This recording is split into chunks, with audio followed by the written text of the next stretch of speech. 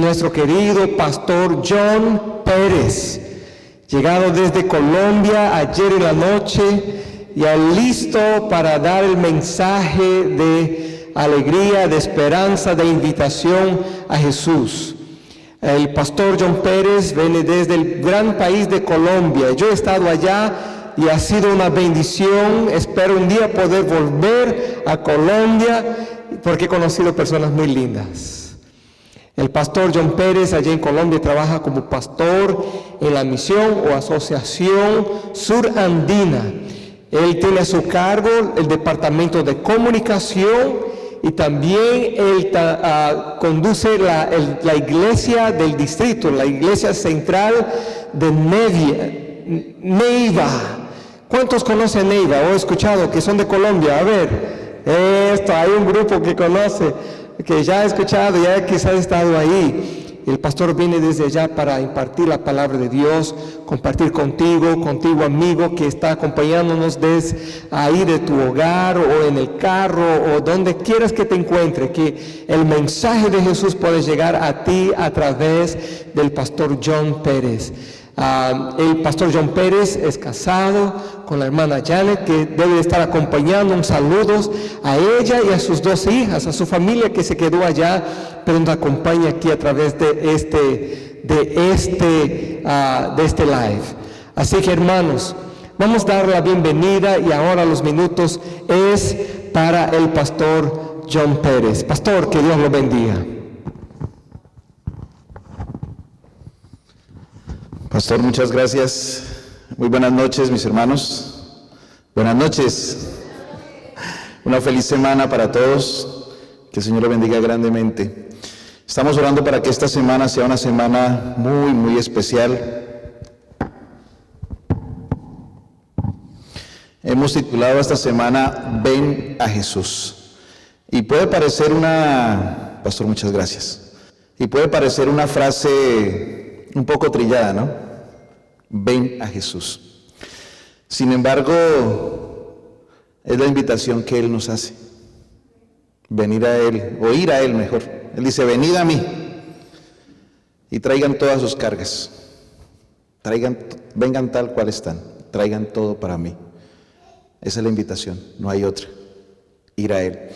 Y quiero iniciar el primer tema de esta semana.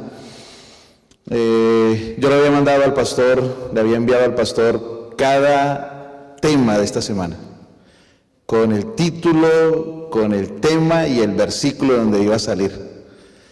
Y esta mañana, antes de venirme para la iglesia, estaba en el hotel y dije, voy a repasar un poquito el sermón antes de ir a la iglesia.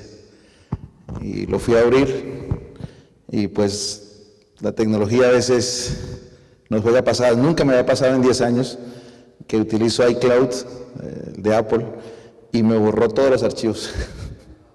Hoy estuve toda la tarde en el hotel tratando de comunicarme por soporte técnico y averiguar qué había pasado, pero no encontré. Y este sermón lo prediqué hace unas semanas atrás y me acordé. Yo estaba un poquito afligido hoy porque había durado buen tiempo haciendo las presentaciones, organizando todas las imágenes y me frustré un poco porque quería traer algo muy, muy bien organizado y presentado, porque creo que la tecnología, creo que las imágenes, creo que todo eso tiene su lugar. Los expertos hablan de que lo que uno ve y lo que uno oye permanece más tiempo en la mente que solo lo que oye. Así que trato de utilizar y de hacer cosas bien presentadas para que queden en la retina del ojo. Y así que me frustré un poco. Pero cuando me acordé de este sermón dije, no, ya. Porque este tema del que vamos a hablar esta noche, así como está titulado ahí, cuestión de enfoque, nos lleva a nosotros a ver las cosas desde otra perspectiva. Cuando estaba pequeño, unos 10 años, 11 años recién cumplidos, nos mudamos de Bogotá hacia los llanos de mi país, Villavicencio. Y en Bogotá hice la primaria, pero llegué a Villavicencio y allí inicié el bachillerato. Y como no conocíamos a nadie, llegamos un poco tarde, no conseguíamos el cupo para entrar a un colegio, así que finalmente mi papá consiguió un cupo en un colegio y habían 7 cursos de 6º grado y cada curso estaba por edades. Y a mí me tocó en el grado 6º, pero era el salón 7, los más grandes. Y yo tan solo iba a cumplir 11 años, iba a cumplir 11 años apenas. Y habían chicos muy grandes.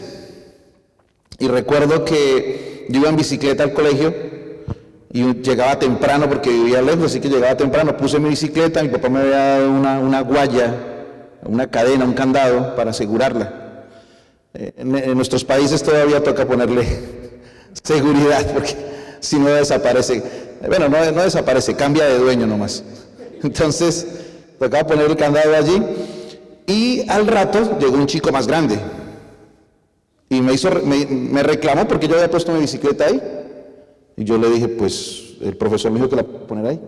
No, ese es mi lugar, y si no la quita de ahí, si mañana la vuelve a poner ahí, traigo mi navaja y le pincho la llanta.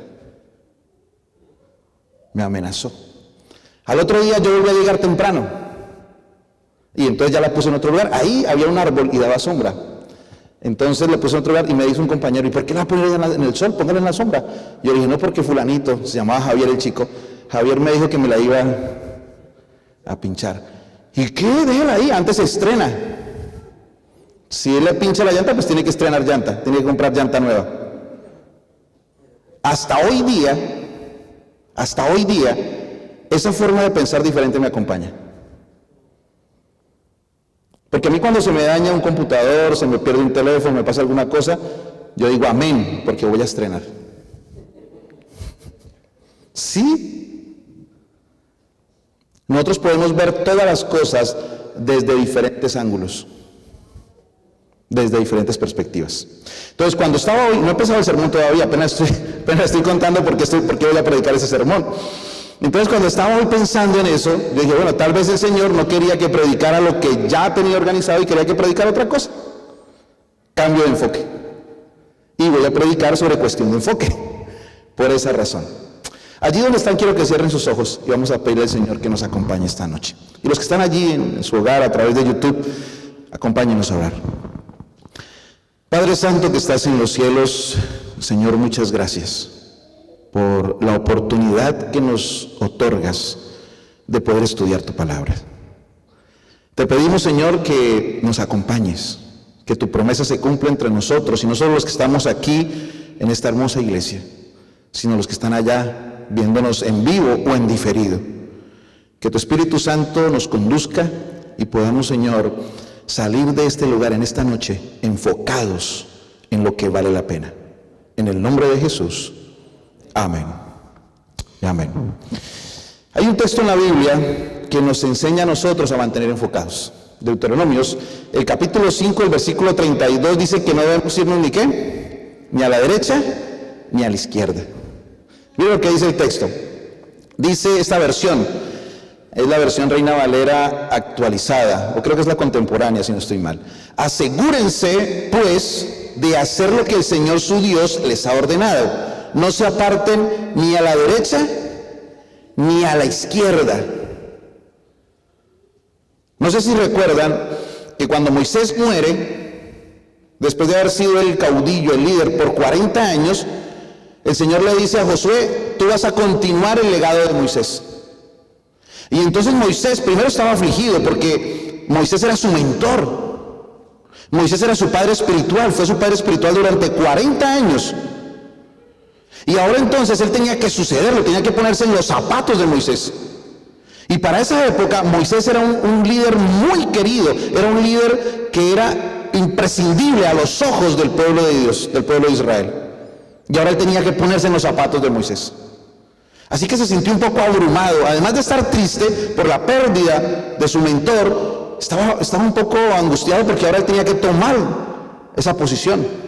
Y entonces, orando, en comunión con Dios, el Señor le dice, tranquilo, no te preocupes, así como estuve con Moisés, estar contigo. Solo te voy a pedir una cosa, esfuérzate y sé muy, pero muy valiente, Y si usted se pone a leer con atención en el versículo 7 de Josué, el capítulo 1, le explica para qué debía ser valiente. No para ser un guerrero, no para levantar la espada y conquistar. No.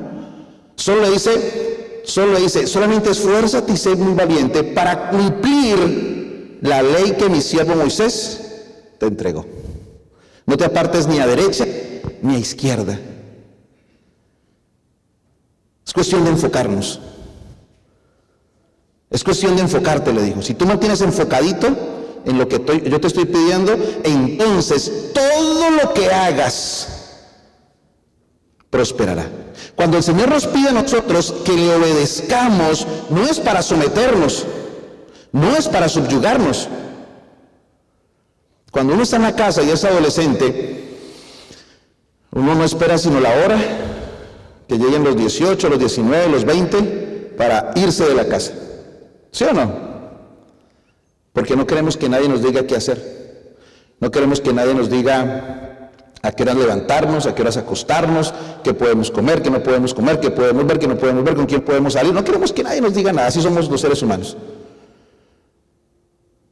Y vemos a nuestros padres como si fueran malos, porque no nos dejan hacer lo que nosotros queremos hacer. Pero cuando ya salimos de la casa y nos casamos y tenemos hijos, ¿qué hacemos?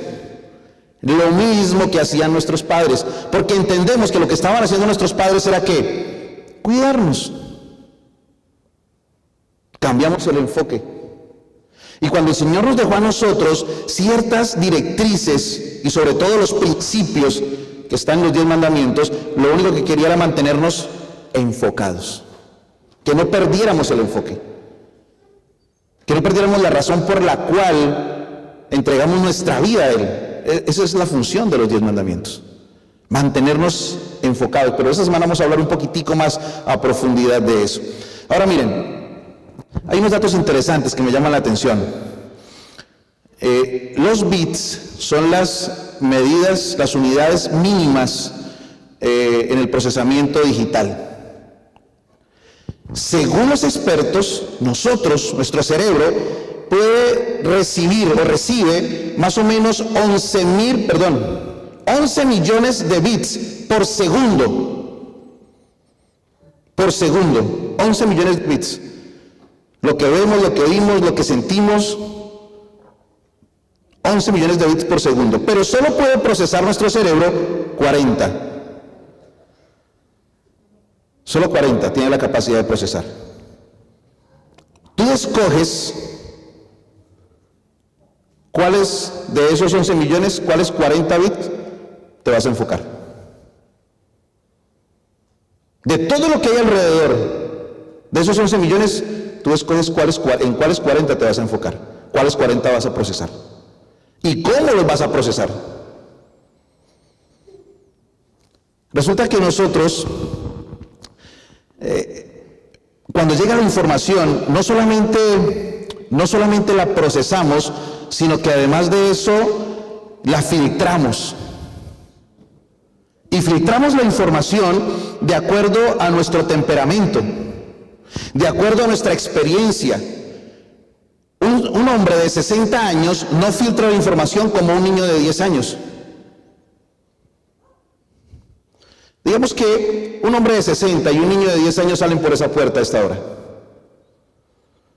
El hombre de 60 sale por esa puerta y tal vez tenga hambre, tal vez tenga frío, tal vez esté cansado y solamente está pensando en irse a descansar. Y el niño sale por esa puerta y de repente pasa un carro o el cielo está estrellado o cae un rayo, qué sé yo.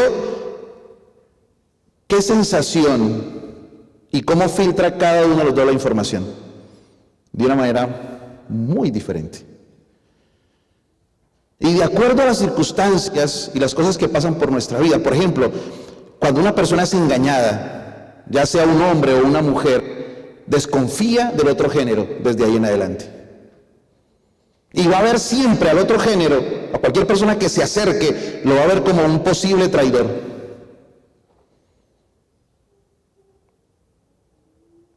Pero si no, lo va a ver desde otra perspectiva. De acuerdo a la experiencia, nosotros filtramos toda la información que viene. Y a veces la información la atesoramos y la convertimos en realidad. Mi madre quedó huérfana de mamá a los más o menos 9 años y de papá un año después, a los 10. Y eran 8 hermanos, ella era la número 5 de 8. Sí, la número 5 de 8. Así que ella tuvo que vivir su adolescencia de una ciudad pequeñita donde vivían hacia el centro del país, se trasladaron a Bogotá y allí pasó por momentos difíciles, hasta aguantar hambre en ocasiones.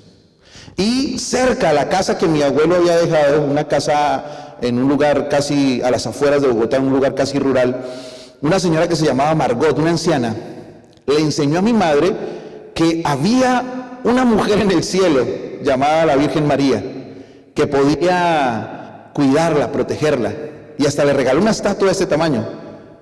Y mi madre la tenía. Yo me acuerdo cuando estaba pequeño que cuando llovía muy fuerte, había tormentas, mi madre sacaba la estatua y se arrodillaba. Y ella decía que le debía mucho a la Virgen María. Una vez, en Bogotá, un bus intermunicipal, bueno, creo que en México le llaman camiones, allá le llamamos bus. Aquí en Estados Unidos también es bus, ¿no? Bus. Y la atropelló. Gracias a Dios las llantas no la pisaron, pero pues quedó debajo del bus, del camión. Y no le pasó nada. Y ella dijo, la Virgen María me protegió. Así que ella atesoró en su corazón que la Virgen María siempre la cuidó, siempre la protegió y le tenía mucho cariño a la Virgen María.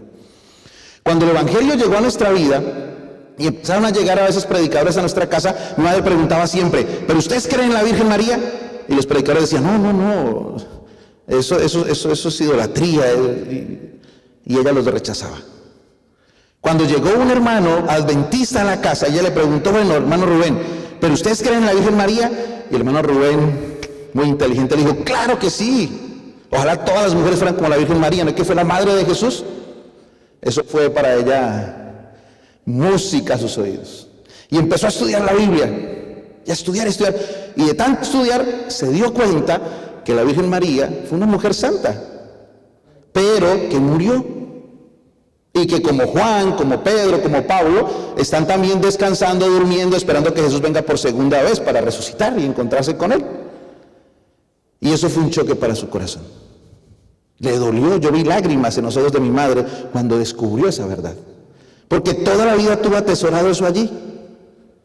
Y de alguna manera eso le sirvió. Pero a veces atesoramos otras cosas. Por ejemplo, mi hija mayor le lleva 8 años a mi hija menor. Y mi hija mayor fue muy consentida, fue el centro, porque yo soy el mayor de cuatro hombres. Mi papá siempre quiso tener una mujer, una hija mujer, un hijo mujer pues. Y fuimos solo 4 varones. Así que cuando nació mi hija, pues fue como un sueño para mi padre cumplido. Es más, ellos la llevaban a la casa, no la pedían y se la llevaban a dormir en la casa de ellos. Cada 8 días iban a hacer mercado y le compraban un vestido. Era la primera sobrina de mis hermanos, era la primera mujer, la primera nieta mujer de mi suegro, así que fue muy contemplada. Y a los 8 años después nació mi otra hija. Y ella sintió que su hermanita menor le había quitado el puesto, su trono. Y recuerdo que un día, yo ya estaba de pastor en un lugar llamado Fusagasugá. Uno de los ancianos me llamó aparte, me dijo, pastor, necesito hablar con usted. Y me regañó el anciano. Me dijo, pastor, ¿cómo es posible que usted tenga preferencias entre sus hijas?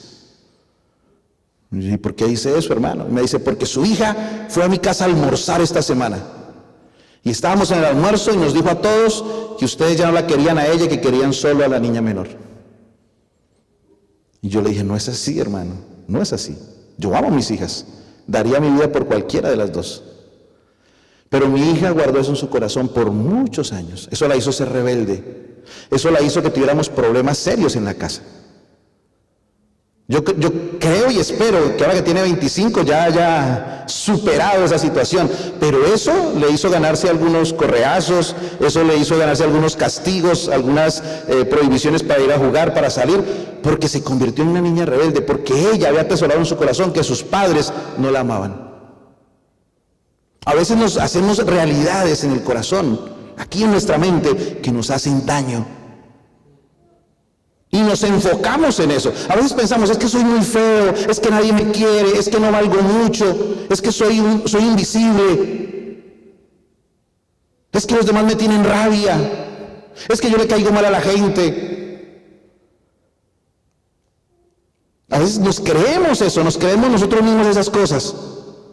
Y nos enfocamos en ellas. Y al enfocarnos nos volvemos amargados, nos volvemos tristes, solitarios, apáticos. Nos enfocamos en eso y a veces ni siquiera es verdad. Cuando el Señor dice que no nos vayamos ni a derecha ni a izquierda, es porque mantengamos en el centro. Ahora, pero yo no quiero hablar tanto hoy, de esta semana vamos a hablar un poquitico más de esa cuestión de enfoque.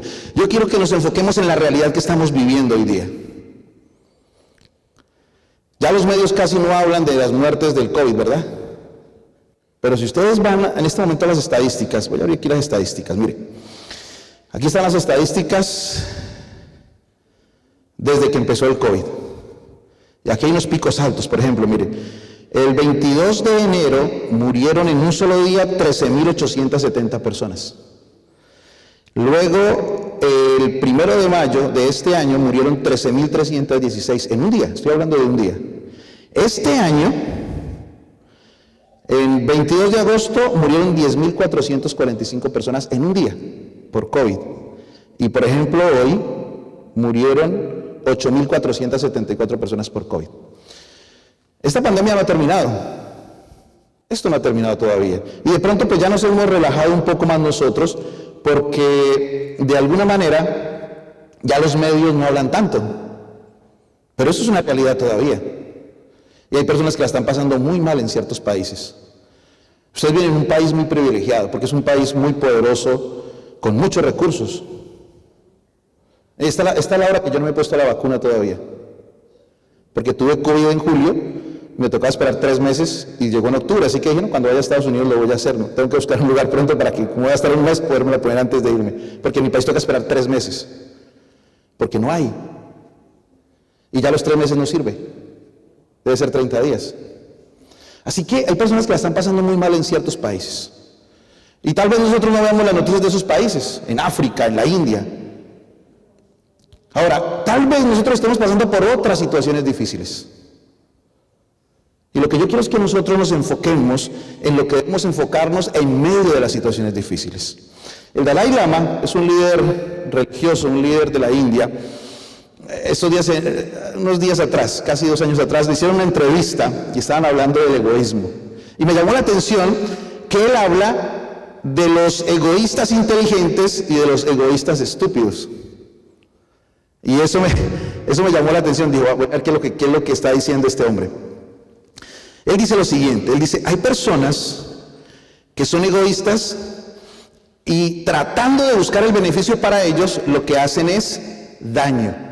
Porque dañan el entorno, dañan a los demás y se dañan a sí mismos porque no se dan cuenta de las consecuencias que repercuten sobre ellos el ser egoístas con otros. Y entonces él dice que uno puede ser egoísta e inteligente, que usted puede hacer que todo su entorno esté bien para beneficiarse usted mismo. ¿Sabe por qué me llamó la atención eso? Porque un día, cuando el pueblo de Israel fue cautivo por los babilonios, fueron llevados a Babilonia por Nabucodonosor, ustedes saben lo que hizo Jeremías. ¿Recuerdan lo que hizo Jeremías? Jeremías se paró en la puerta. Nabucodonosor le dijo a Jeremías estaba preso en ese momento. Lo liberó de la cárcel y le dijo, ¿quieres ir conmigo? Vas como invitado a Babilonia. O si te quieres ir para otro país, para Egipto, para donde quieras, lo puedes hacer. O si te quieres quedar aquí, puedes quedarte aquí.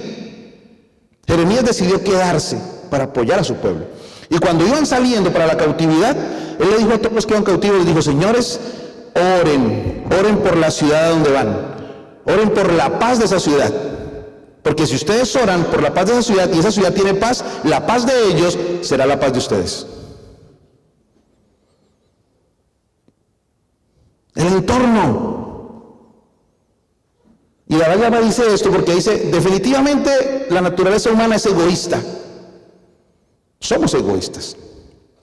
Mire, cuando parten un pastel, no sé si a ustedes les pasa, pero parten un pastel por un cumpleaños, por alguna celebración, y parten un pedazo más grande que los otros. Naturalmente, ¿usted qué espera? Que le den la parte grande, ¿sí o no?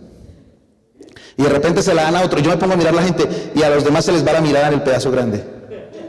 ¿A quién se lo entregaron? Por naturaleza. No, a veces ni siquiera el cumpleañero. El cumpleañero se queda mirando.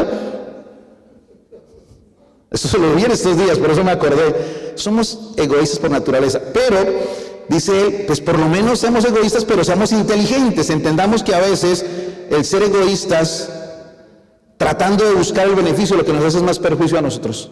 Y pareciera ser que Jeremías, aunque no era egoísmo, pero Jeremías estaba diciendo, tengan en cuenta, enfóquense, si ustedes hacen que todo su entorno esté bien, ustedes van a estar bien.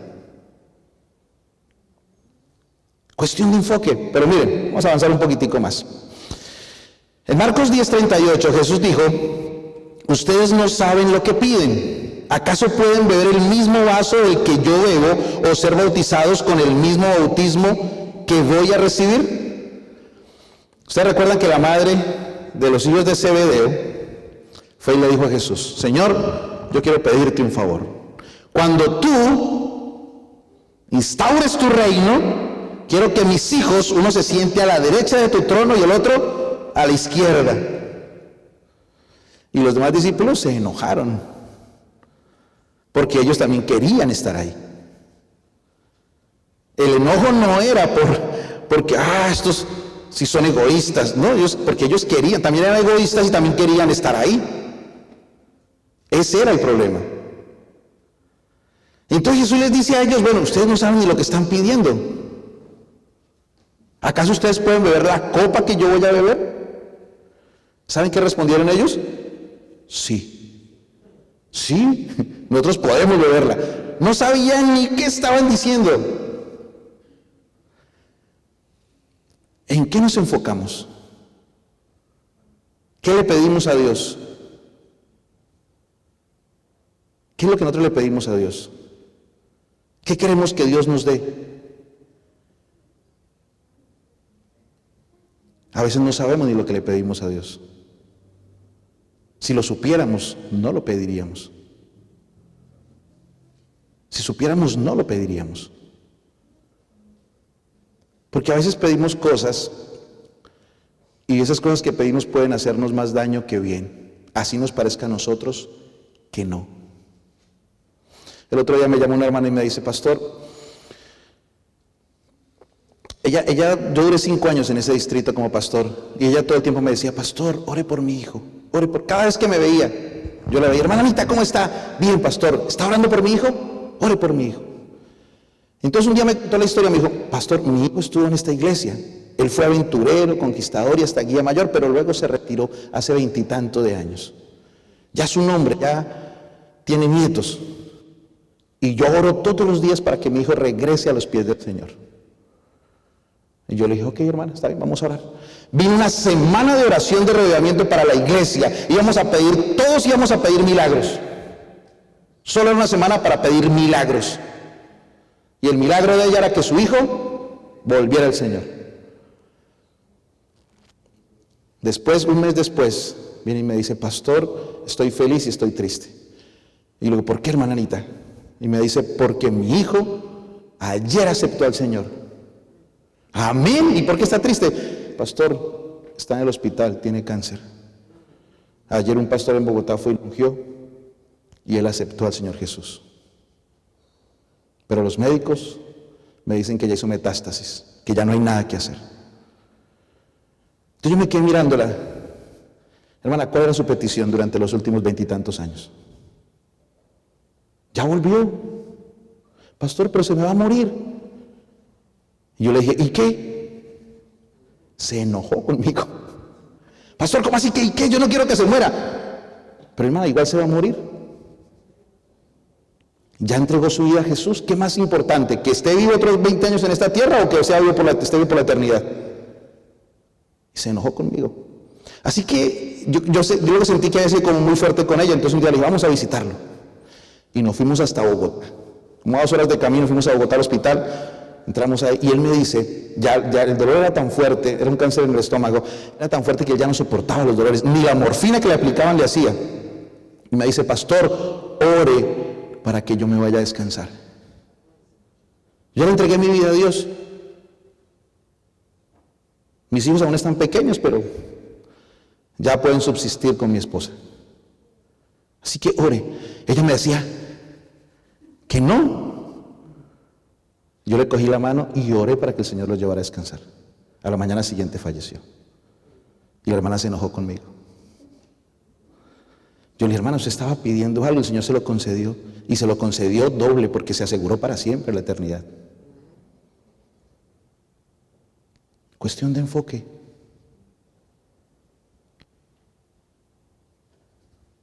¿Qué es mejor, vivir 20 años en esta tierra o vivir en el cielo por la eternidad? Cuestión de enfoque. Ahora, estos hombres no sabían lo que estaban pidiendo. Y Jesús, tratando de utilizar en medio de las situaciones difíciles de la vida, en medio de las circunstancias que nadie quiere experimentar. Ahora que llegó el COVID a Neiva, Neiva fue la segunda ciudad del país, de Colombia, donde llegó el COVID. Unas señoras vinieron de Italia, llegaron a Neiva y el COVID llegó. Era tanto el pánico que las personas fueron hasta a la casa de esas 2 mujeres y le rompieron los vidrios, le rompieron el techo, tiraban piedras, las insultaron, porque habían llevado el COVID a Neiva, por miedo, por temor. Y Neiva es la ciudad más grande del sur de Colombia, y ahí están los hospitales, las clínicas, y entonces hermanos llegaban enfermos de otros lugares, de otras ciudades lejanas, pequeñas, llegaban ahí y me llamaban, pastor, ¿será que hay un hermano que nos pueda dar posada? ¿Saben usted quién quería recibir a alguien que fuera al hospital y luego fuera a su casa? ¿Todos los días ir al hospital y volver a su casa? Nadie. Porque el COVID estaba en los hospitales. ¿Quién quería que el COVID llegara a su casa? Así que nadie sirvió a nadie. Mi casa quedaba muy lejos, yo ofrecí mi casa varias veces, pero queda muy lejos del centro. Bueno, yo decía, pues, menos mal que me cogí una casa lejos de las clínicas, pensaba para mí egoístamente, ¿no? Pero yo escogí y yo le decía, pues si quiero venir, no, pastor, queda muy lejos para ir y volver. Finalmente un hermano decidió dejar su casa para que la gente llegara a hospedarse ahí. Les cobraba algo muy mínimo, pero la gente llegaba a hospedarse ahí. El miedo nos hace perder el enfoque, el miedo nos hace ser personas no serviciales. El miedo nos puede llegar a hacer a nosotros perder la visión de las cosas.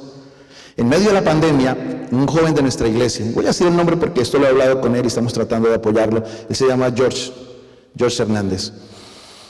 Él venía desde otra ciudad, había llegado precisamente a Neiva porque quería organizar su vida, terminar su carrera como psicólogo, pero no conseguía trabajo donde estaba, se vino a Neiva porque su hermano le estaba ayudando, tenía ahí contactos, consiguió trabajo, era repartiendo un periódico por todos los municipios del Huila, pero necesitaba un carro, porque estaba pagando mucho del carro que le alquilaban, así que no le quedaba mucho dinero. Finalmente pudo comprar carro y consiguió trabajo y pudo conseguir la universidad. Y estaba feliz, contó su testimonio, porque Dios le dio trabajo, le dio carro y pudo seguir su universidad. Pero este año le dice a alguien, oiga, ¿ya le hizo la tecnomecánica a su carro? En Colombia, como hay carros viejos, hay que sacar un certificado para que los carros puedan funcionar después de 6 años de haber sido comprado. Y esa tecnomecánica tiene un costo, no tan elevado, pero tiene un costo, casi unos $70, $80, más lo que haya que hacerle. Y tenía que hacerle más o menos en arreglos otros $500, $600. Y no los tenía, porque apenas le alcanzaba la plata para pagar la cuota del carro que había sacado. Se asustó y se fue a trabajar en una pizzería los sábados en la tarde.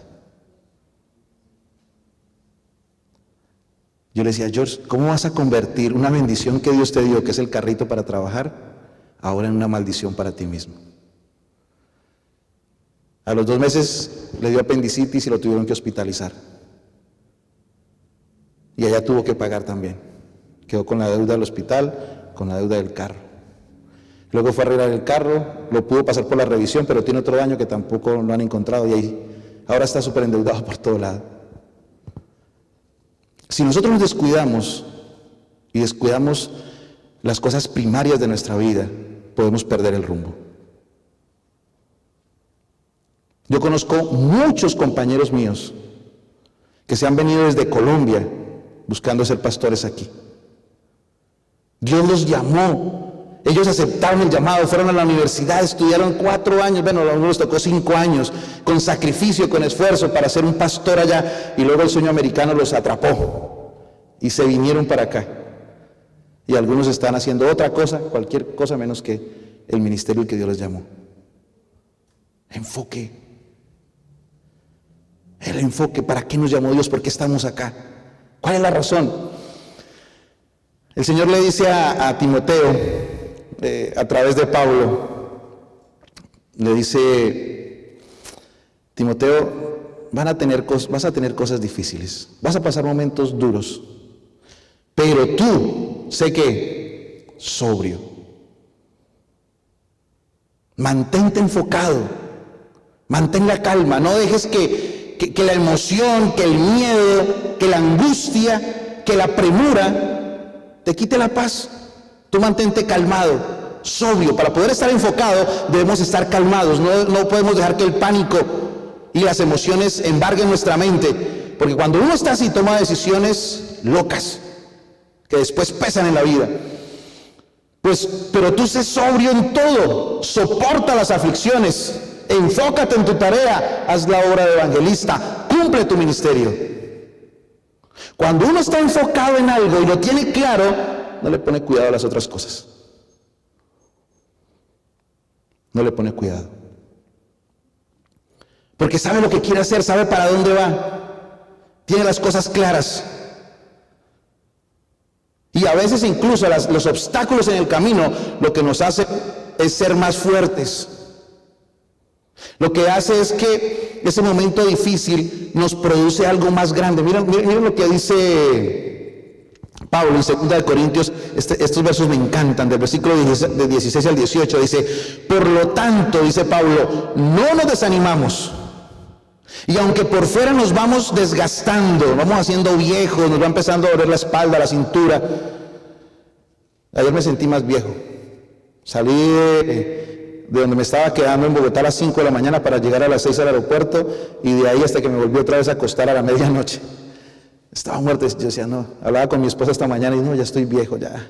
La cintura, las piernas, los ojos. Nos vamos desgastando. Inclusive ya no veo ni bien. Me tenía que ir a hacer la prueba del COVID antes de subirme al avión y me pasaron un papel para escribir. Nos vamos desgastando. La vida nos va desgastando. Dice, nos vamos desgastando por fuera. Pero dice, mira lo que dice ahora. Nos desgastamos por fuera, nos hacemos viejos. Pero por dentro, dice Pablo, nos vamos ¿qué? Renovando de día en día. Nos desgastamos por fuera, pero por dentro nos vamos haciendo ¿qué? Más sabios, con más experiencia, más maduros, mejor visión. Bueno, visión espiritual, ¿no? Porque ya de los ojos. Vamos tomando las cosas desde otro prisma, desde otro punto, desde otro objetivo. Dice él, porque estos sufrimientos, dice él, y esta versión dice así, estos sufrimientos insignificantes y momentáneos producen en nosotros una gloria cada vez más excelsa y eterna. Pablo lo veía de esa manera. Mire, la visión de Pablo y de los apóstoles era tan fuerte, estaban tan enfocados, que un día dice la Biblia que fueron golpeados, azotados, y salieron como ¿Cómo dice la Biblia que salieron? Felices. ¿Quién después de recibir una golpiza queda feliz? ¿Y saben por qué salieron felices, dice la Biblia? Porque habían sido tenidos dignos de ser azotados en el nombre de Jesús. Y ese enfoque tan fuerte que tenía, en vez de llevarlos, en vez de decir, pero Señor, si te servimos, pero Señor, estamos predicando, ¿por qué dejas que nos golpeen? No, antes salieron felices y dijeron, esto me hace sentir digno de ser un predicador. ¿Ven que es diferente? Es la forma como yo enfoque las cosas, como yo las vea. No es ni siquiera la realidad en sí mismo, es como yo vea las cosas, para bien o para mal. Cuestión de enfoque. Y dice, mira lo que sigue diciendo, por eso no nos fijamos en las cosas que se ven. ¿Ven? No nos enfocamos en las cosas que se ven, sino nos enfocamos en las que ¿qué? En las que no se ven. Porque las cosas que se ven son temporales, pero las cosas que no se ven son eternas. Estaba en mi sala de mi casa el 15 de agosto del año 2016, perdón. Esa mañana a las 9 de la mañana, 10 de la mañana, despedí a mis 3 hermanos, estaban en mi casa. Mi madre había enfermado, apendicitis, la operaron, vino todos a saludarla. Ella vivía conmigo en Bogotá. Y a eso de las 10 despedí a mi hermano menor, iba en una motocicleta rumbo hacia Medellín.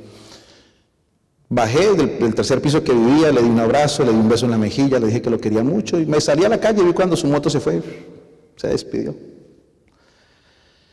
A la 1:05 nos llamaron, un carro grande, un camión, lo había arrollado, murió instantáneamente.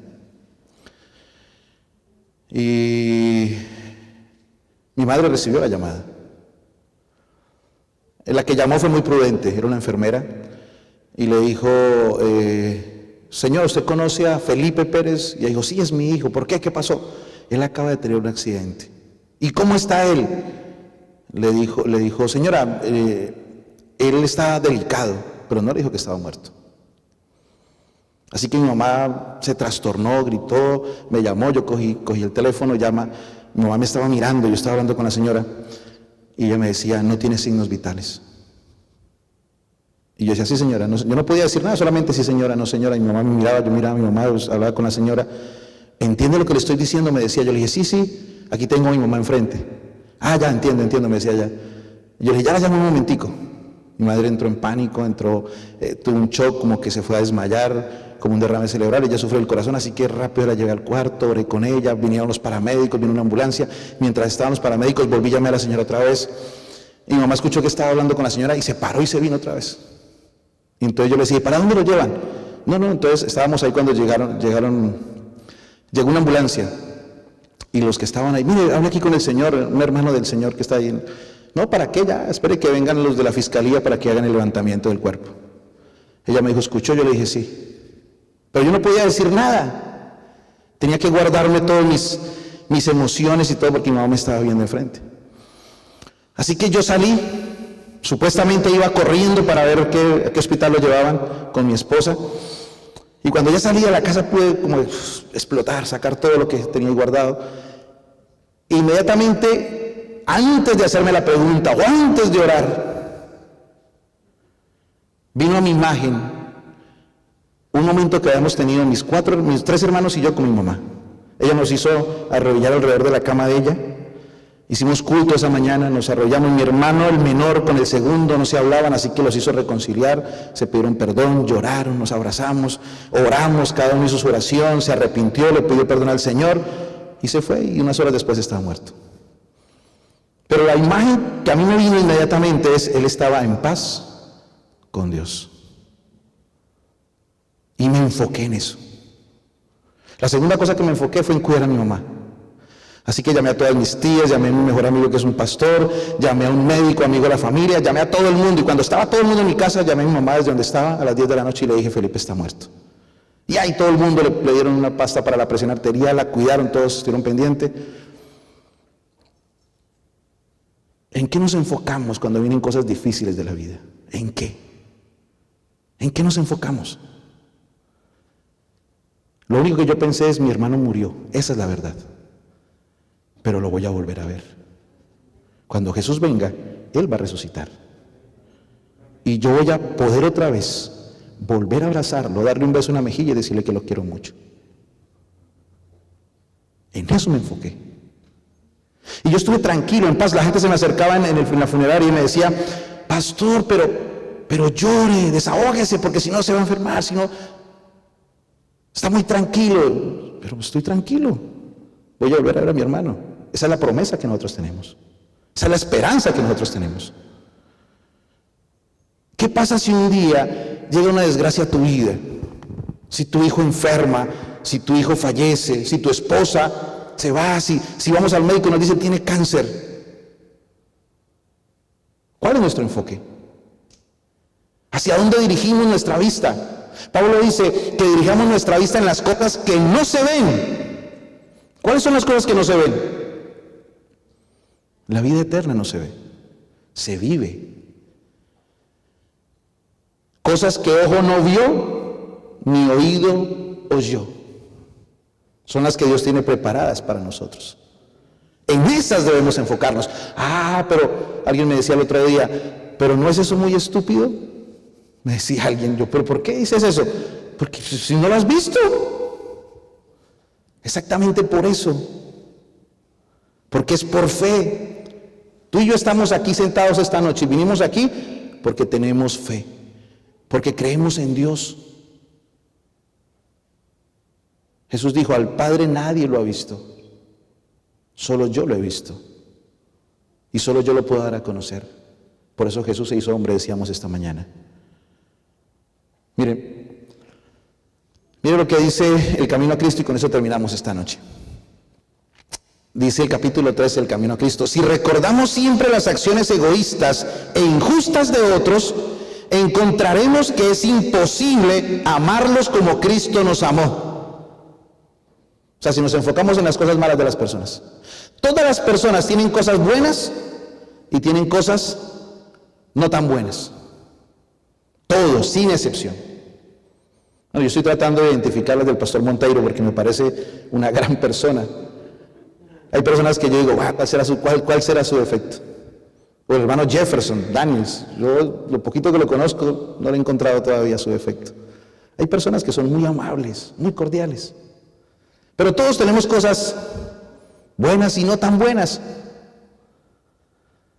Miren, yo me casé con una mujer como yo la quería, pero descubrí algunas cosas cuando ya me casé.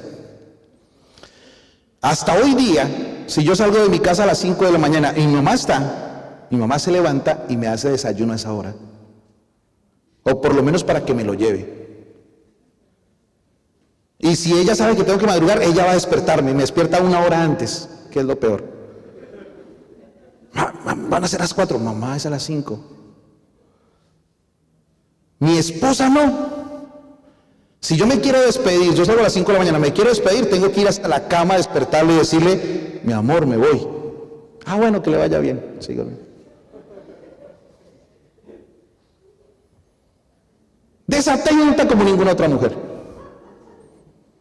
Sí, está el almuerzo servido a la mesa y: amor, el jugo está en la nevera, vaya, sirva. Sí. Toda la vida ha sido así, 27 años de matrimonio. Y al comienzo eso me molestaba. Sí, me molestaba muchísimo. Porque mi estereotipo, una buena esposa es la que atiende a su esposo. Y eso me chocó mucho tiempo. Y un día, hablando con una anciana sabia, me dijo: bueno, concéntrate en las cosas buenas que tiene tu esposa. Y así no te vas a amargar. ¿Qué tiene de bueno tu esposa? Yo: mi esposa tiene cosas muy buenas, mi esposa es muy prudente.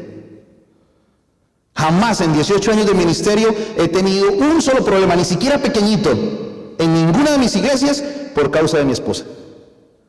Y sí he visto pastores que han perdido su ministerio por causa de la imprudencia de su esposa. Muy prudente. Es muy, muy prudente. Yo soy súper imprudente, ella es muy prudente. Y eso me encanta. Así como el sabio filósofo contemporáneo que dice, acompáñame a estar solo. ¿Sí lo han escuchado por ahí una canción? Mi esposa es eso, es capaz de acompañarme a estar solo. A mí me gusta estar solo. Y me gusta que ella me acompañe a estar solo. Podemos estar toda la mañana en el mismo cuarto y no hablar nada. Y yo me concentro en lo mío, ella en lo suyo. Pero ahí estamos los dos. Mi esposa es una mujer súper abnegada. Muy abnegada. Ella jamás ha dicho, ¿y por qué nos pasaron para allá? ¿Y por qué no nos dieron esto? ¿Y por qué no hizo esto? ¿Y por qué? Nunca reclama. Yo prefiero esas virtudes 10,000 veces más que me sirviera un chocolatico caliente a las 5 de la mañana. Me encanta el chocolate caliente a las 5 de la mañana, pero me encanta más que sea prudente. Y me he enfocado, los últimos 20 años de mi matrimonio, me he enfocado en las cosas lindas que tiene mi esposa. Y no me he enfocado en que es desatenta. ¿En qué te enfocas? Con tu esposo, con tus hijos, con tus padres, con el pastor, con los hermanos. Y ella dice, si nosotros nos enfocamos en las acciones egoístas e injustas de otros, encontraremos que es imposible amarlos como Cristo nos amó. Pero eso hay personas que dicen, no, es que yo iba a la iglesia, pero es que hay un poco de gente egoísta, o por fulanitos o tal, yo no vuelvo a la iglesia. Si nos enfocamos en las cosas malas de los demás, pues nunca vamos a poder amar a los demás. Entonces ella sigue diciendo ahí, dice, pero si nuestros pensamientos se espacian de continuo en el maravilloso amor y compasión de Cristo hacia nosotros, manifestaremos el mismo espíritu para con los demás. Si nos enfocamos en lo que Dios hace por nosotros, y somos agradecidos. Yo recuerdo que la primera vez que monté en avión fue hacia Leticia, en el Amazonas. Y yo no sabía que uno tenía que llegar 2 horas, hora y media antes al vuelo, ¿no? Y aparte de eso, pues me fui tardecito, había mucho tráfico, pero mucho tráfico como el de anoche, y llegué casi 1 hora después del vuelo. Y un vuelo costoso, porque es uno de esos vuelos que va uno por día, en Avianca, que es bien costoso. Y llegué yo allá con mi videoín, la maleta, el presidente había mandado unas cosas para allá, yo llegué allá, y entonces una señora me dice, le digo, oye, es que yo tenía el vuelo a la 1, iban a ser las 2 de la tarde, y pues me cogí un trancón, ¿qué hago? Se queda mirándome así como... Y yo le dije, no, pues venga mañana y pague la multa. ¿Y cuánto es la multa? Era casi comprar el tiquete otra vez. Y yo me quedé ahí. Y como que empecé a entender, dije, no, ahora que me ha sido el presidente, el tesorero, mañana tengo que predicar. Ya no había más aviones para ese día. No tenía plata en el bolsillo. Y dije, no, me van a regañar. Y me volteé así como a irme regañado. De repente viene otra de las asistentes. Venga, ¿para dónde aquí va? Para Leticia. El vuelo está retrasado 3 horas. Váyase con esa maleta, coge para allá y entre. Y yo me volví otra vez el alma al cuerpo y llegué allá feliz. Dije, 1 hora retrasado iba. Y llegué, me senté ahí, pero el avión era 3 horas de retraso y se alargó a 4 por un problema en un radar que había en el aeropuerto. Y la gente que estaba ahí, que había llegado temprano, empezaron a ponerse un poco incómodos y a reclamar y a discutir y una señora me decía, oiga, y usted diga algo también. ¿Ustedes se imaginan qué iba yo a decir? Yo antes estaba feliz de que se hubiera retrasado, alegre, me había salvado ese momentico. Si nosotros viviéramos con un corazón agradecido por lo que Dios hace y estuviéramos enfocados en lo que Dios nos da, tendríamos un espíritu más alegre, más dinámico, seríamos más felices. Mira lo que sigue diciendo ella. Mire, en ese mismo capítulo dice, nos acosan tantas penas imaginarias, cultivamos tantos temores y expresamos tal peso de ansiedades que cualquiera podría suponer que no tenemos un Salvador poderoso y misericordioso, dispuesto a oír nuestras peticiones y a ser nuestro protector constante en cada necesidad. ¿Hasta dónde podemos llegar cuando nos enfocamos mal? La gente podría pensar, pero este es cristiano de verdad. De verdad es un hombre de fe, es una mujer de fe. Y sigue diciendo ella, la felicidad no se procura por motivos egoístas. Fuera de la senda del deber es desequilibrada, caprichosa y transitoria. Pasa y deja el alma llena de soledad y tristeza. Mire, no hay nada mejor para mantener enfocados, no hay nada mejor que la senda del deber.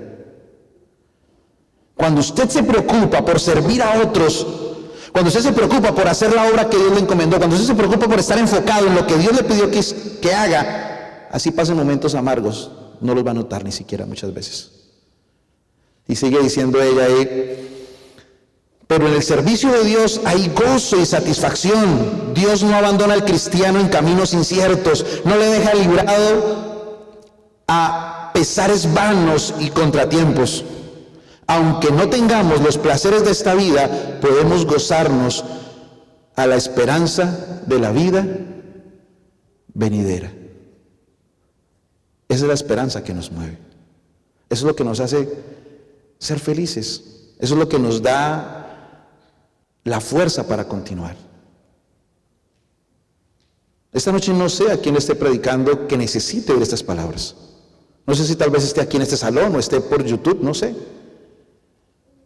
Y tampoco creo que haya sido cuestión del azar, ni un capricho de Dios, que haya tenido que cambiar el tema para esta noche. Mi tema era otro, mi tema era el corte evangelístico, pero tal vez Dios quería que ustedes escucharan hoy eso, que tú escucharas eso en esta noche. No un grupo, tú. Dios quería decirte, hijo, enfócate. Enfócate en lo que vale la pena. Pablo lo dijo de esta manera, si hay algo digno de alabanza, algo digno de ser admirado, si hay algo digno, en eso pensemos.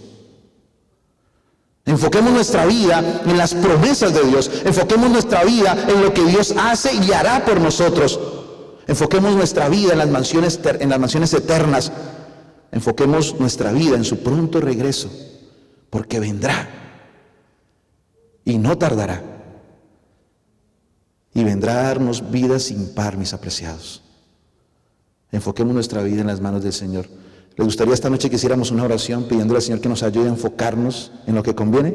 ¿Sí? Colóquense en pie y vamos a terminar con una oración esta noche. Padre Santo,